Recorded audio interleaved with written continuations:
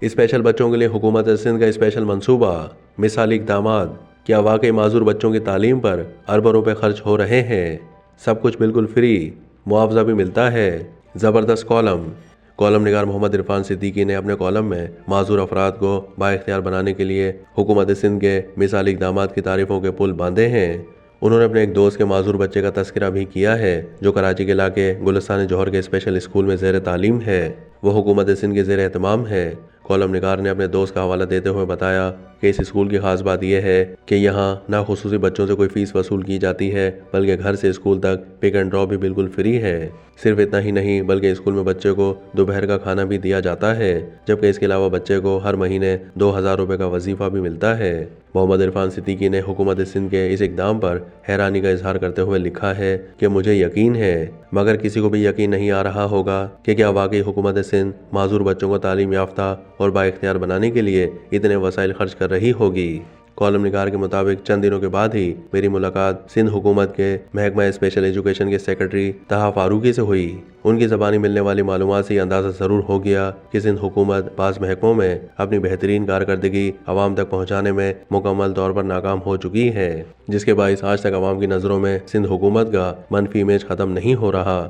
بہرحال محکمہ special education, جس کا نام اب تبدیل کر کے department of employment of persons with disabilities یعنی معذور افراد کو بااختیار بنانے کا ادارہ رکھ دیا گیا ہے۔ سندھ کے وزیر اعلیٰ سید مراد علی شاہ کو اس وزارت سے خاص لگاؤ ہے تاکہ اس محکمے میں تیز رفتاری کے ساتھ کام کیا جا سکے۔ محمد عرفان صدیقی کے بقول محکمہ سیکرٹری نے بتایا، سندھ میں اب تک سرکاری اعداد و شمار کے مطابق 9,29,000 معذور افراد رجسٹرڈ ہیں۔ حکومت ان بچوں کو زندگی کے آغاز سے ہی خصوصی تعلیم دلانے پر کام کر رہی ہے تاکہ مستقبل میں یہ بچے اپنے پیروں پر کھڑے ہو سکیں اور والدین پر بوجھ نہ بنیں۔ سندھ حکومت کے زیر اہتمام اور سندھ حکومت کے تعاون سے چلنے والی NGOز میں اس وقت مجموعی طور پر 22,000 سے زائد بچے تعلیم حاصل کر رہے ہیں۔ ذہنی طور پر معذور بچے، جنہیں اسپیشل چلڈرن بھی کہا جاتا ہے، ان کی بہت سی اقسام ہوتی ہیں۔